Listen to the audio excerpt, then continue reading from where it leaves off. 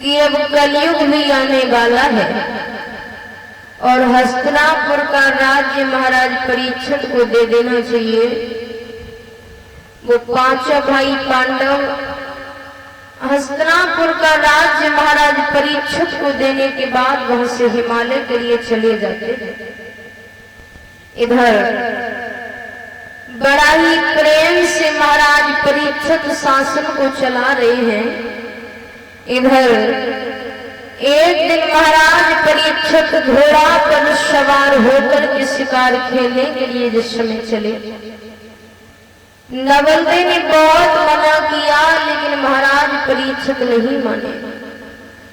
घोड़ा पर सवार होकर के शिकार खेलने के लिए जिस समय चले हैं, ऐसा ही नहीं भले।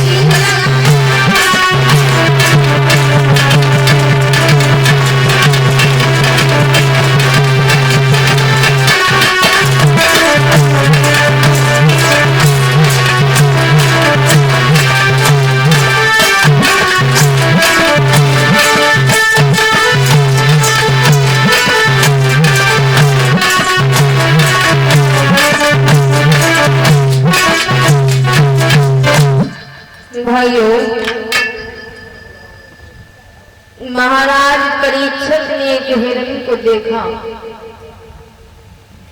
उस हिरण के पीछे घोड़ा दौड़ा दिया। कुछ समय आगे जाकर के वो हिरण को नजर नहीं आया।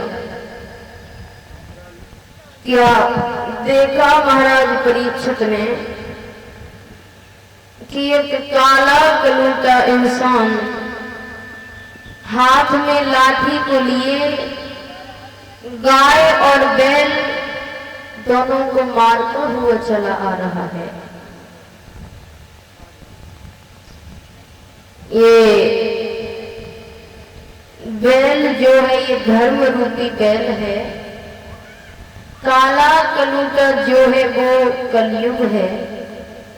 काला कलूटा इंसान जब मारता हुआ चला आ रहा है, गाय के मुंह से करुण आवाज लग रही है। एक ही आवाज दे रही है, क्या?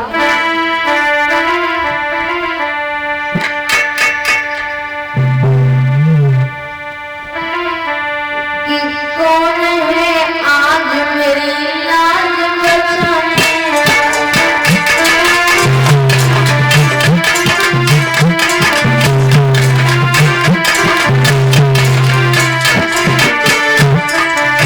कौन है आज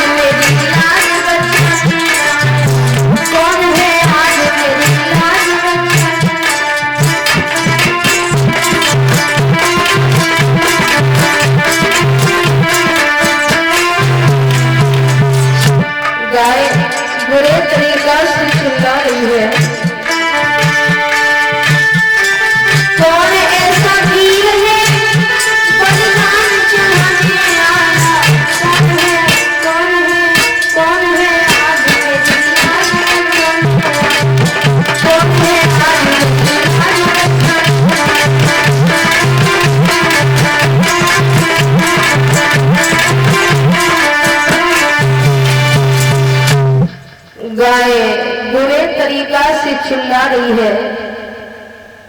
महाराज परीक्षित ने देखा, बैल से पूछा है कि तुम कौन हो। बैल ने जवाब दिया, मेरा नाम धर्म है। धर्म? और काला कलूटा तू कौन है रे? जवाब दिया, मेरा नाम कलयुग है। कहने लगे, तेरी इतनी बड़ी हिम्मत, हमारे शासन में ये नहीं है कि पांचों बाबा हिमालय के लिए चले गए।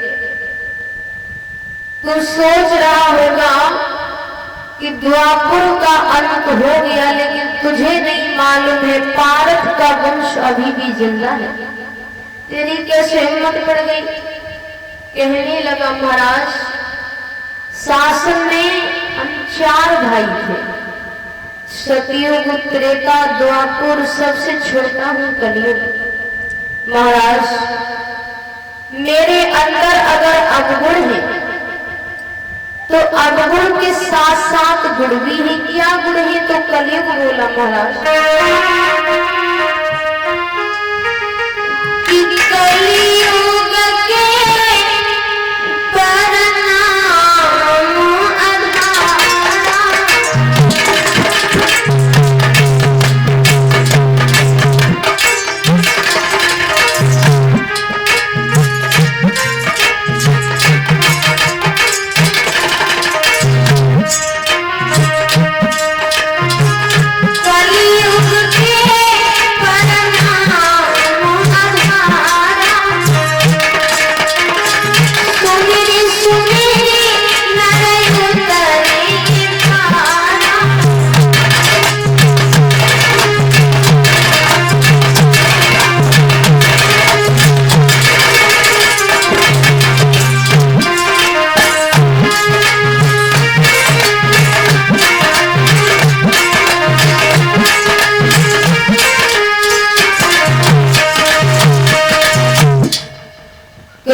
बोला है महाराज, पहले द्वापर त्रेता में लोग, संत लोग हजारों वर्ष भगवान का भजन करते थे,